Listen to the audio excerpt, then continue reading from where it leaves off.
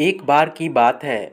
माता पार्वती मृत लोक से घूमते हुए भगवान शिव जी के पास पर्वत लोक पर जाती हैं और वहाँ पे भगवान शिव से कुछ सवाल पूछती हैं। तो उनके जवाब भगवान शिव एक छोटी की सी कहानी के ज़रिए देने का प्रयास करते हैं। आज के इस वीडियो में मैं भगवान शिव से पूछे हुए माता पार्वती के सवालों के जवाब और उनके इस छोटी सी कहानी को इस वीडियो के ज़रिए आपको दिखाने जा रहा हूं। दोस्तों, वीडियो अच्छे लगे तो लाइक कीजिएगा, चैनल पर नए हैं तो सब्सक्राइब ज़रूर कर लीजिएगा। दोस्तों, जब माता पार्वती मृत लोक से कैलाश पर्वत पर भगवान शिव जी से मिलने के लिए जाती है तो मृत लोक में देखती है कि मृत लोक में एक औरत सुखी और अपनी पति के साथ जीवन व्यतीत कर रही है। वहीं पर दो औरत विधवा होकर और बहुत ही कष्ट में जीवन व्यतीत कर रही है। यह देखने के बाद उसे अपने मन में कुछ सवाल आते हैं और जाती हैं तो भगवान शिव से वो सवाल पूछती हैं। तो इस प्रकार पार्वती जी पूछती हैं कि हे भगवान शिव, मैं आपसे 3 प्रश्नों की सवाल पूछने वाली हूँ। क्या आप हमें इन 3 प्रश्नों के जवाब देकर हमें संतुष्ट कर देंगे? तो इस प्रकार भगवान शिव कहते हैं कि हे पार्वती, तुम अपने तीनों सवाल पूछो, मैं तुम्हारे तीनों सवालों के जवाब देने का प्रयत्न करूँगा। तो माता पार्वती कहती है, कौन सी स्त्री समय से पहले विधवा हो जाती है? उनका पहला सवाल है। दूसरी सवाल, कौन से स्त्री को जीवन में कभी भी सुख नहीं मिलता? और तीसरा, कौन सी चीज़ पत्नी पति को मांगने पर भी नहीं देती है? तो भगवान शिव कहते हैं, तुम्हारे ये तीनों प्रश्न बहुत ही महत्वपूर्ण है और इन तीनों प्रश्नों के जवाब मैं एक छोटी सी कहानी के ज़रिए देने का प्रयास करूँगा। अगर तुम ये छोटी सी कहानी ध्यानपूर्वक सुनोगी तो तुम्हें इन तीनों सवालों के जवाब आसानी पूर्वक मिल जाएंगे। इस पर भगवान शिव जो माता पार्वती से कहते हैं तो माता पार्वती कहती है कि हे मालिक, मैं आपके इन छोटी सी कहानी को ध्यानपूर्वक और अपनी अच्छी होश हवास के साथ सुनूंगी और हमारा उस समय दिमाग कहीं भी नहीं जाएगा। तो इस प्रकार भगवान शिव कहते हैं कि अब सुनो ये एक छोटी सी कहानी। एक बहुत बड़ा राज्य था, वहाँ पे सभी लोग बहुत ही सुखी से रहते थे। वहाँ पर उस समय राजा का दरबार चला करता था और राजा के दरबार में मंत्री, नौकर और भी बहुत लोग हुआ करते थे। उस समय एक नौकर था राजा के दरबार में। वो अपनी पत्नी की बहुत ही बड़ाई करता था कि मेरी पत्नी पतिव्रता है और उसका पतिव्रते के चलते हमारे घर में सुख शांति रहती है और उतनी अच्छी पत्नी किसी की नहीं है, उतनी अच्छी सोच वाली, उतनी अच्छी मानने वाली कोई नहीं है। यह बात पूरे राज्य में फैल गया कि उस नौकर की पत्नी कैसी है और वो अपने नौकर की पत्नी अपनी पत्नी की ऐसे बड़ाई क्यों करता है। इस पर यह बात राजा के पास गई तो राजा ने नौकर को बुलाकर पूछा कि तुम्हारी पत्नी पतिव्रता इतनी है कि तुम उसे इतना कैसे प्यार करते हो और ये तुम कैसे जानते हो कि इतनी पतिव्रता है।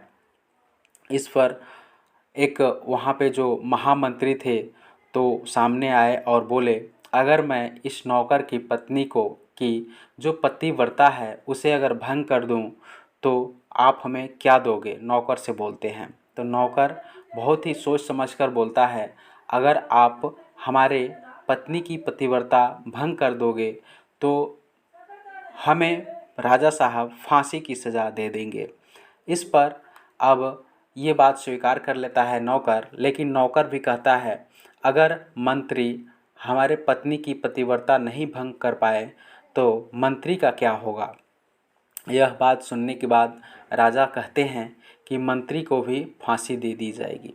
दोनों तरफ से कबूल हुआ और दोनों तरफ से कबूल होने के बाद अब होता है मौका मिलता है मंत्री को कि आप क्या पूछते हैं मंत्री साहब कि मैं क्या करूं और कौन सा ऐसा जो आपका चिन्ह है वो लेकर आऊँ आपके पत्नी से कि जो आप मानोगे कि पत्नी की पतिव्रता जो है वो भंग हो गई है। इस प्रकार जो नौकर है वो कहता है कि मेरे पत्नी के पास मेरे जब शादी हुई थी, शादी के समय सिंदूरा और सुहाग की अंगूठी है, जो कि अगर तुम इसे लेकर आओगे तो मैं समझ जाऊंगा कि मेरी पत्नी की पतिव्रता भंग हो गई है।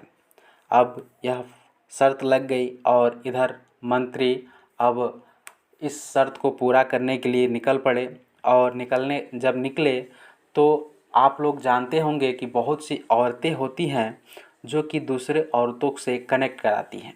तो ऐसे ही एक औरत के पास गए और वो औरत से बोले कि ये जो हमारे राज दरबार में नौकर रहता है, उस नौकर की पत्नी के साथ हमारी सेट करा दो। तो वह औरत बोली जो सेट कराने वाली थी कि ऐसा नहीं हो सकता है, उसकी पत्नी पतिव्रता है और वो तुम्हारे तरफ देखेगी भी नहीं, थूकेगी भी नहीं, तुम ऐसा नहीं कर सकते हो। अब मंत्री बहुत ही निराश हुआ। तो मंत्री बोला कि अगर ऐसा नहीं हो सकता है तो तुम जाओ और उसके घर से उसका सिंदूरा और उसके अंगूठी जो सुहाग में मिला हुआ है शादी के समय वो लेकर आना है और उसका कुछ जांघ या कुछ ऐसी निशान लेकर आना है जो कि उसका गुप्त अंग पर हो। इस प्रकार वो औरत बोलती है कि मैं यह काम कर सकती हूँ। इसके लिए वो बोलते हैं कि मैं मुँह मांगा इनाम दूंगा। यह मुँह मांगा इनाम सुनकर वो औरत जाती है और उसके घर जाती है, नौकर के घर, और जाने के बाद कहती है कि मैं तुम्हारे पति की बुआ हूँ उस औरत से। इस पर वह उसकी पत्नी कहती है मैंने तो आपको पहले कभी देखा नहीं और आज तक मैं कभी देखी नहीं हूँ, इसलिए चलिए अगर आप बोलती हैं कि आप हमारे पति की बुआ हैं तो उसको आदर से स्वीकार करके और घर पर बैठाती है और उसके पानी नाश्ता कराती है और वो अब औरत वहाँ पर 2 दिन के लिए रुक जाती है। समय का मौका पाकर जब ही औरत वो स्नान करने जाती है तो स्नान करने के उसे नहाने और पीठ मलने के बहाने वो औरत चली जाती है और उसकी आँख पर पानी मारकर और उसके जांघों में जो तिल है उसका निशान छुपा लेती है, देख लेती है। और उसके बाद जब वो औरत खाना बनाने जाती है तो उसके घर से सिंदूरा और अंगूठी चुरा कर और वहाँ से रफू चक्कर हो जाती है। अब इधर जब आती है राजा के दरबार में तो राजा के दरबार में जो मंत्री हैं उनसे मिलती है और कहती है कि आपका काम हो गया है। और इस पर मंत्री उसे मुँह मांगा इनाम भी देता है और वो औरत जो उसका सिंदूरा और अंगूठी था उसे दे देती है। और इस प्रकार अब महामंत्री राजा से कहते हैं कि हमारा काम हो गया है, जो नौकर है उसकी पत्नी की पतिव्रता मैं वहाँ पर 2 दिन रहकर और भंग कर दिया हूँ। इस पर अब नौकर को बुलाया जाता है और नौकर को ये सिंदूरा और अंगूठी दिखाई जाती है और वो कहता है कि उसके जांघ पर एक तिल भी है। ये सब बातें सुनकर नौकर को विश्वास हो जाता है कि मेरी पत्नी की पतिव्रता अब भंग हो चुकी है। इसके बाद से अब उस नौकर को फांसी की सज़ा सुनाई जाती है और ये 15 दिनों का मोहलत दिया जाता है। 15 दिनों के बाद उसकी फांसी की सज़ा सुनाई जाएगी। उसके पहले राजा साहब पूछते हैं कि तुम्हारी आखिरी इच्छा क्या है, ये बताओ। तो आखिरी इच्छा में वो जो नौकर है वो कहता है कि हमें एक बार अपने पत्नी से मिलना है। अब राजा साहब कहते हैं ठीक है, जाओ तुम अपने पत्नी से मिलो, कोई दिक्कत नहीं है। वो जाता है और अपने पत्नी के पास और कहता है कि हम तुम पे इतना विश्वास करके और राज दरबार में तुम्हारे पतिव्रता की असली तुम कमाई रखी थी, उसके लिए मैंने अपने ऊपर फांसी का दाव लगा लिया और तुम अपनी पतिव्रता उस मंत्री के साथ भंग कर ली हो। यह बात सुनकर औरत घबरा जाती है और कहती है ऐसा कुछ नहीं हुआ है। और वो जो औरत थी उसकी सारी दास्तां सुनाती है और दास्तां सुनाने के बाद अब होता क्या है कि फिर भी उसके पति को उतना विश्वास नहीं होता है और वो अपने राज दरबार में जाता है और 15 दिनों के बाद उसको फांसी होनी है। उधर जब राज दरबार में जाता है तो उसे एक कोठरी में बंद कर दिया जाता है। अब इधर इसकी पत्नी काफ़ी मायूस होती है और अपने एक दिमाग का प्रयोग करती है और राज दरबार में जाती है वेशभूषा बदलकर और वहाँ पर एक नाच गान का आयोजन करती है।